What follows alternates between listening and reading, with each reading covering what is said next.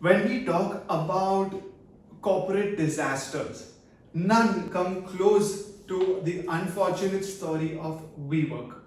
Whether I talk about a company failure, a tech failure, an IPO failure, a Silicon Valley failure, WeWork is your go-to case study for any of these.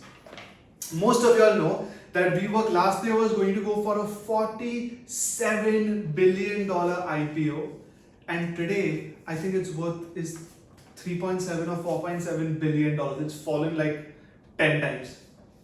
But most of you don't know why and what happened. So today's case study is going to be about what led to WeWork's collapse. So let's start getting into it, right? The first point was a business model flaw. What does that mean? For that, you need to understand WeWork's business model. WeWork, so after 2008, okay, 12 years ago, when the real estate bubble burst and the entire world was under recession, that time people became very guarded against real estate, which means if I have an office, if I'm thinking of getting into an office, renting out an office, I would have been very scared because the whole market was down. Prices were low, but people didn't have money. So what WeWork did is they said, okay, good, we will take 15-year leases at a low cost. And all those people, all the landlords were happy to give it to them because nobody else was taking real estate. WeWork said 15-year lease we take. A long commitment to at a low cost. Smart move. They went and set up beautiful offices, amazing offices, which made people who wanted to work in the recession, gave them a place to go and use such amazing offices, beautiful with all amenities, AC, Wi-Fi, you don't have to worry about electricity, you don't have to worry about security, cafeteria, everything is sorted. You just go and you do your work and you pay them a fraction of what you would have otherwise paid had you gotten your own office, set it up, bought furniture, employees in terms of taking security and the office boy. All of that would have been much more expensive than if you were starting off at WeWork. Plus, if you had called clients, it would have been an amazing place to call. At WeWork, you would be surrounded by like-minded people who were starting their businesses. You could network. Very nice proposition as a customer. But from WeWork's side, they had committed to such a long lease, so they had to pay that lease. They set up the office, they had to pay all the amenities, all were fixed. The only thing is that while the business model says that your costs are large and fixed, your income should ideally also be large and fixed. Then only it makes sense. But WeWork said, I don't care. Cost will be large and fixed, but my income can be variable. Sometimes my office might not have enough people to cover the cost. Sometimes it will be packed. I am okay with it because when I have many offices with so many customers and so much of demand, it will overall as a company, my variable income will always be more than my fixed cost, is what they thought. However, the pandemic gives us the real insight that today WeWork is almost at zero. Expenses are still fixed, the income is not. So a huge business model, they mismatched their fixed cost for a long period of time with variable income for a short period of time. Not a good idea. So that is the first major business model. Second, mislabeling themselves as a tech company. Now, what does that mean? Real estate is one of the industries which had yet fully not been revolutionized by tech. So Airbnb is a big example, but short of that, not many companies got into real estate using tech and disrupted it. So WeWork said to be that, right? And there is a fundamental difference in calling yourself a tech company and not.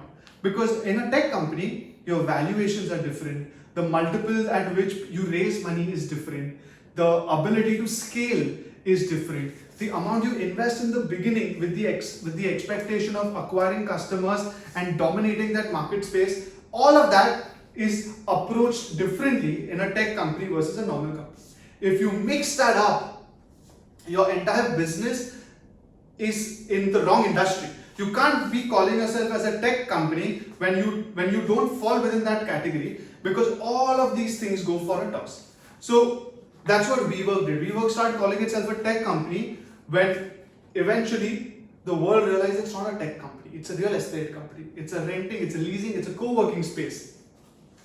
But to raise money, to get insane valuations, WeWork had called themselves a tech company, and that caused a lot of issues because you approach building the business in a very different way. Anyways, that entire thing failed when the IPO was about to be launched. People who could have invested in a tech company wanted to invest in a tech company. When they went through all the paperwork, they realized WeWork is not a tech company. We don't want to invest in a non-tech company. And because of that, the entire idea in the world that this is one of the largest tech companies, it burst, and it caused such a backlash of investor demand. So that's basically a second issue. They mislabeled themselves as a tech company. And third is the man behind WeWork, Adam Neumann. Adam Neumann is the founder and CEO, and he is one of the most charismatic humans alive, at least in the world of business, right? He proclaimed that he is going to be the world's first trillionaire. This was, of course, before the WeWork disaster. But just for you to know, right, he was a money-raising machine. Right? In 2008, when he met this guy, Joel Schreiber, I don't remember his name. And while talking, he made that guy give him $15 million just by talking. In 2008, when the recession hit.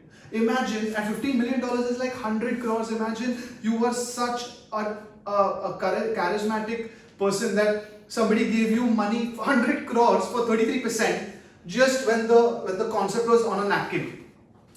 After that, he's raised money from Masayoshi Son. Masayoshi Son is the founder of SoftBank.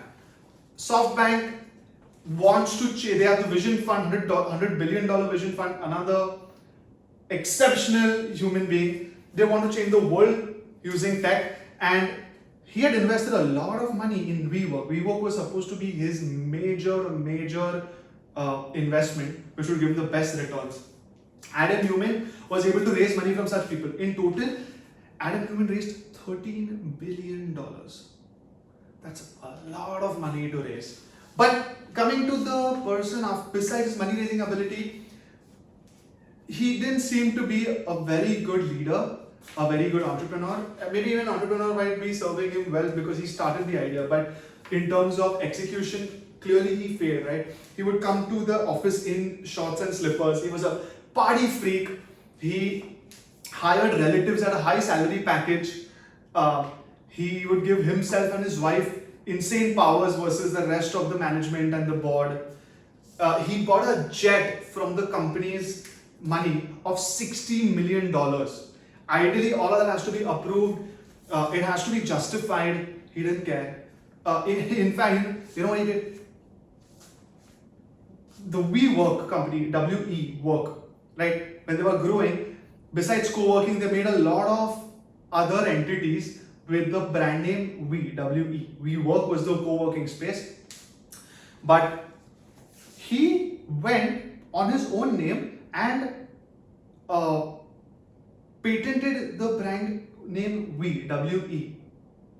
Now, he's done it under his own name. WeWork as a company has to license it now from him and pay him $6 million to use the WE brand name. So he on his personal wealth was earning a lot of money like this. So he did these kind of things. In fact, last year when he was made to step down, because obviously eventually it all failed, he walked away with $2 billion by himself. So look, he started this idea, he clearly didn't execute it well, he didn't seem to be a great leader, but he walked away as an extremely rich man. Not successful, okay, he wasn't a successful guy, but he became very wealthy. And anyways, now his story is over from WeWork, but this is the reason that WeWork failed. If the leader was different, the idea was brilliant, it had reached a point where it would have really made massive differences in the real estate space. Or maybe post-pandemic, we'll see if it even survives. There are 3 reasons why WeWork essentially failed. I hope most of y'all would know about some of them, but this should give you all a much clearer understanding. I think just for sticking to the end of the video, I'll give you all another nice pointer which you all can use. So since 2016 to 2019, WeWork's income went from somewhere around 400 million to 3.5 billion dollars income. So it was growing immensely. I have gone to the BKC WeWork, which is probably the most expensive WeWork in Bombay. I've seen WeWorks at the Delhi branch, the Delhi ones, Bangalore, Hyderabad, all are beautiful. They deserve the name. When I go to the BKC one, you should see the people. They were exciting, they were young, they may have activities, they go and party later. You want to be part of the WeWork community. So they did those things right. That's why the income was going up. So I hope you all learned something from this case study. Please do let us know if you would like us to make any other videos. If not, do subscribe. Thank you.